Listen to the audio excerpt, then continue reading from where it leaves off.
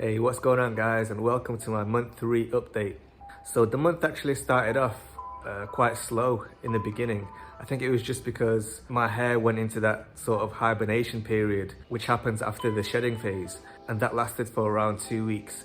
So then at around 2.5 months, that's when I really started noticing some growth. And I noticed it because I started getting these hair bumps around my hairline, and they weren't like pimples or anything like that. They were actually like raised bumps in the skin, and that's where the hair was just trying to poke its way through. And then a few days later, that's when I saw the actual hairs poking its way through the actual bumps. And then pretty much every day from then on, it's just been regular growth. But it wasn't until I actually started comparing, the month 3 photos to my month 2 photos, that's when I really started noticing just how much growth there actually has been. Because obviously, when you're looking at yourself every day, you don't really notice it too much. But when you're comparing it to the previous month, that's when you really see just how much it's actually grown. And I've really noticed it pretty much all over, but in particular at the corners. So in the beginning, I had these like really slanted sort of corners, but now they're actually starting to fill in on both sides, as you can see. So yeah, still obviously a long way to go, but for month 3, I think this is looking pretty good. I'm like right on track. But if you look at some of these photos now, where it's just comparing to the previous month, you can actually see just how much growth there actually has been. So yeah, so far I'm just really happy. Like every month so far has just been regular progress.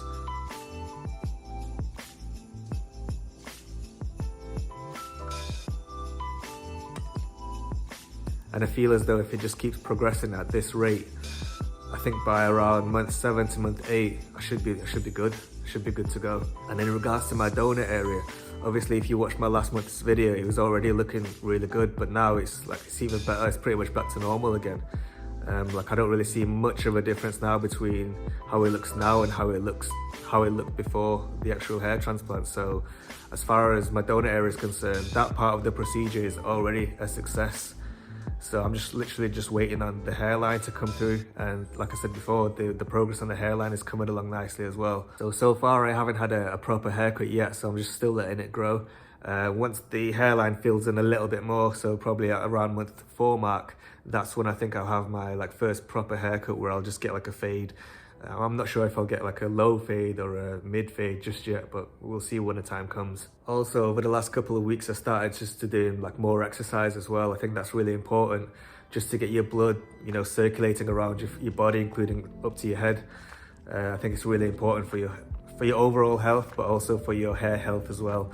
So I've just been doing mainly calisthenic type exercises, so like sit-ups, press-ups, pull-ups, chin-ups, that type of stuff. Also, I've been drinking a lot more water. So I don't know if you've seen my week 3, or I think it might have been my month 1 video, where I noticed that I had like a bit of a breakout. I had like quite a lot of like whiteheads popping up on my forehead. And then recently I just found out why that actually was, and it was because I wasn't drinking enough water. So my skin was just starting to produce a lot more oils, and that oil in your head and your scalp is called sebum. And what happens is that sebum basically clogs up your pores, and then you end up with a lot of whiteheads coming through. So yeah, it was basically because I wasn't drinking enough water.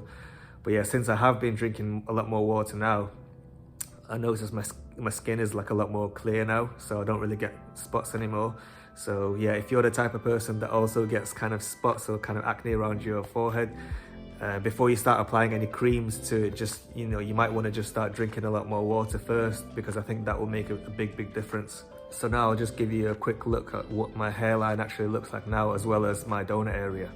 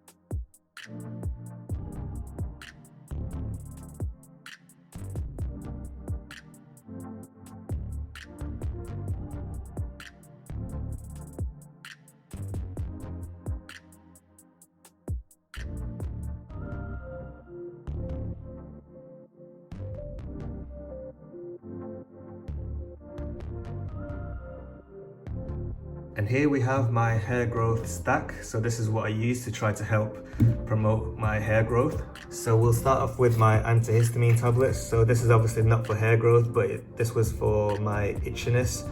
So if you've followed my journey so far, you'll have noticed that I wasn't itching at all pretty much.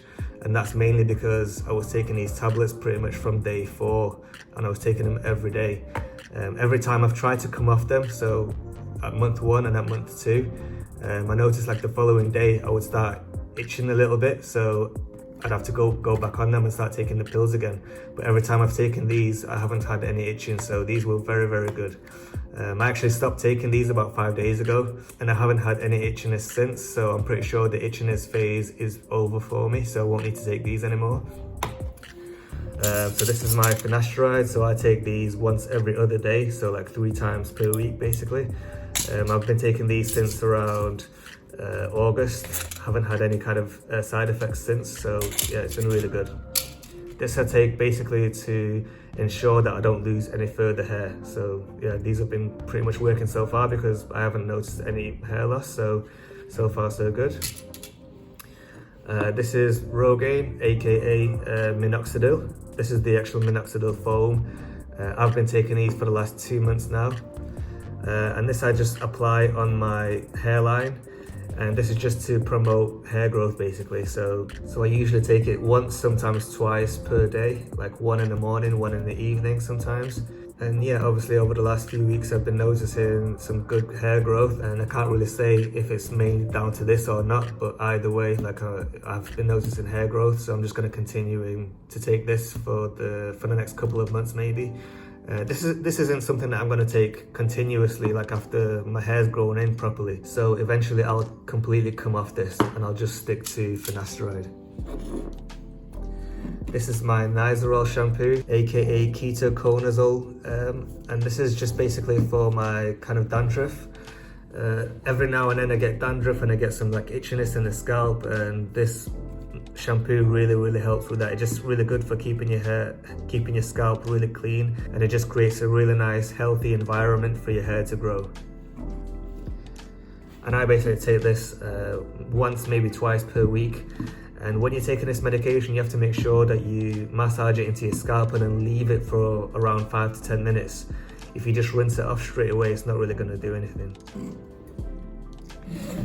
And then this is like my regular shampoo that I use like every other day pretty much. And I got this from Dr. Akar, from the actual hair clinic that I went to.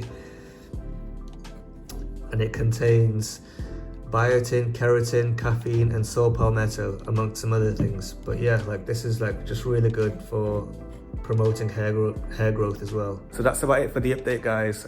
So far I'm really happy with how everything is going. I'm making slow and steady progress from month to month, and that really adds up over time. So hopefully over the next few months I'll end up with a really good result. So my next update will be this time next month, so it'll be around the 15th or 16th of February. And I might even get my haircut then as well, and it'll be a good opportunity to see basically if I have any visible scarring at the back. So if you have any questions, drop them down in the comment section below, and I'll catch you guys next time.